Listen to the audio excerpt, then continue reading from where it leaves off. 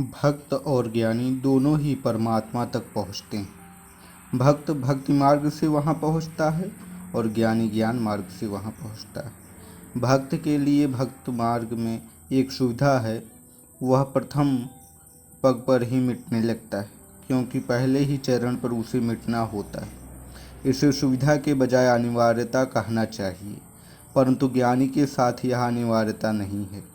भक्त अहंकार के रोग के साथ ही एक कदम भी आगे नहीं बढ़ सकता है, जबकि ज्ञानी के साथ यह रोग चल सकता है।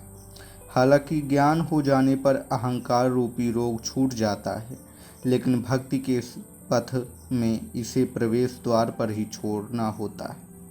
भक्त का उद्धार जल्दी होता है, उद्धार ज्ञानी का भी होता है, लेकिन उसे थोड़ी देर लगती है। घटना अंत में घटित होती है।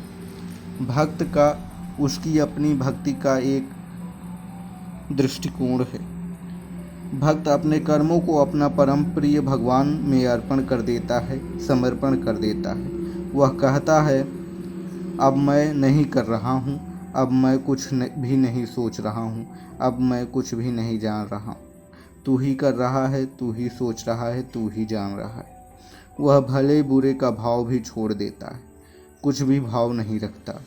वह अपने को उसके हवाले कर देता है, अपना सर्वस्व उस पर वार देता है। वह अपने पास कुछ भी नहीं बचाता है, जो कुछ भी उसके पास है उस सब को अपने परम प्रिय को समर्पित करता है। जैसी तेरी मर्जी, अब से मेरी कोई मर्जी नहीं। जैसा तू चाहे वही होगा, जैसा तू चलाए वही चलेगा, जैसा तू सोचे वही सोच ही सिरोधार्य है। अब तू ही तू है, मैं नहीं। भक्ति तो भक्त का रुदन है, भक्त के हृदय से उठी आह है। भक्ति कुछ ऐसी है कि छोटा बच्चा पुकारता है, रोता है, क्रंदन करता है तो माँ दौड़ी चली जाती है।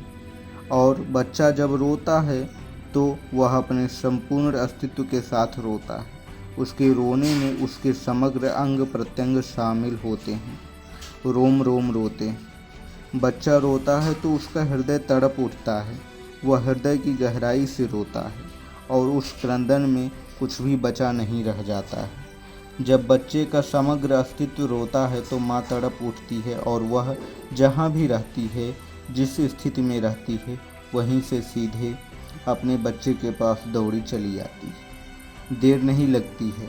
ठीक उसी तरह जब भक्त रुदन करता है, उसके हृदय से आह उठती है, तो भगवान सीधे उसके पास दौड़ा चला आता है।